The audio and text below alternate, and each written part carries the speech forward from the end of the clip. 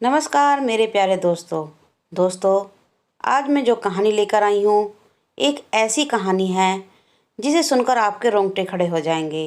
मेरी कहानी का टाइटल है सर्दी की एक रात। यह कहानी एक ऐसे इंसान की है जिसके घर में बहुत सारा सामान बेकार होता है, लेकिन वह दूसरों के काम आ सकता है। लेकिन वह उस सामान को किसी को देना नहीं चाहता। अगर वह सामान किसी ज़रूरतमंद को दे देता तो एक मासूम की जान बच सकती थी, लेकिन उसे अपने सामान से बहुत प्यार था। तो आइए सुनते हैं एक ऐसी कहानी। लेकिन इससे पहले मेरे चैनल को लाइक करें, शेयर करें और सब्सक्राइब करें। मैं थक हार कर काम से घर वापस जा रहा था। कार में शीशे बंद होते हुए भी जाने कहाँ से ठंडी ठंडी हवा अंदर आ रही थी। मैं उस सुराग को ढूंढने की कोशिश करने लगा, पर नाकामयाब रहा।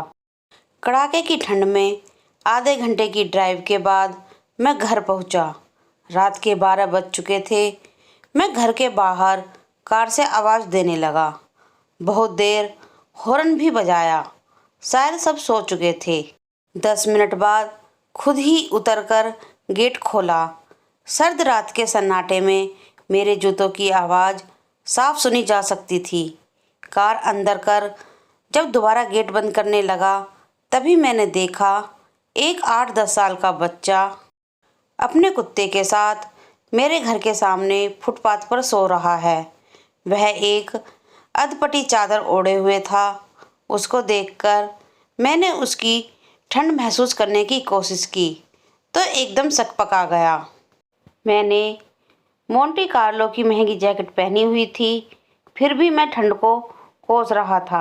और बेचारा वो बच्चा, मैं उसके बारे में सोच ही रहा था कि इतने में वो कुत्ता बच्चे की चादर छोड़ मेरी कार के नीचे आकर सो गया। मेरी कार का इंजन गर्म था, शायद उसकी गर्माहट कुत्ते को सुकून दे रही थी।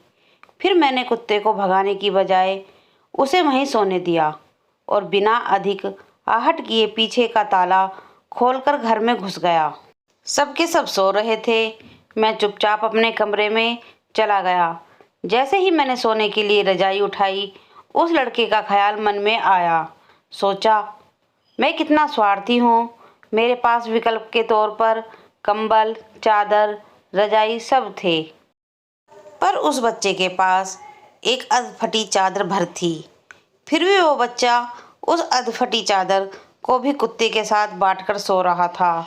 और मुझे घर में फालतू पड़े कंबल और चादर भी किसी को देना गवारा नहीं था।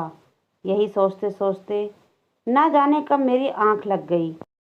अगले दिन सुबह उठा तो देखा घर के बाहर भीड़ लगी हुई थी। बाहर निकला तो किसी को बोलते सुना, अरे वो चाय बेचने वाला सोनू कल रात ठंड से मर गया। मेरी पलक कांपी और आंसू की बूंद मेरी आंख से छलक गई। उस बच्चे की मौत से किसी को कोई फर्क नहीं पड़ा। बस वो कुत्ता अपने नन्हे दोस्त के बगल में गुमसुम बैठा था, मानो उसे उठाने की कोशिश कर रहा हो। दोस्तों, यह कहानी सिर्फ एक कहानी नहीं है, ये आज के इंसान की सच्चाई है।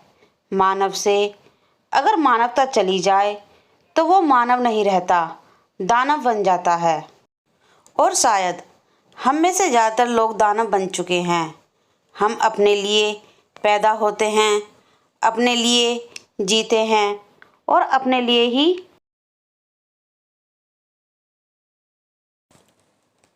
मर जाते हैं। ये भी कोई जीना हुआ?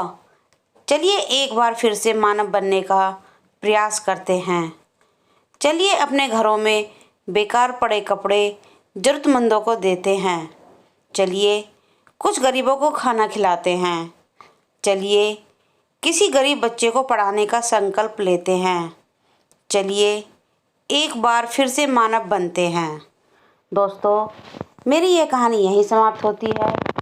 मेरी इस कहानी को बोलने का बस यही उद्देश्य है कि आपको ये कहानी 1% भी अच्छी लगे तो इसमें बताए गए रास्ते पर ज़रूर चलें और कमेंट में ज़रूर लिखें जय श्री राधे।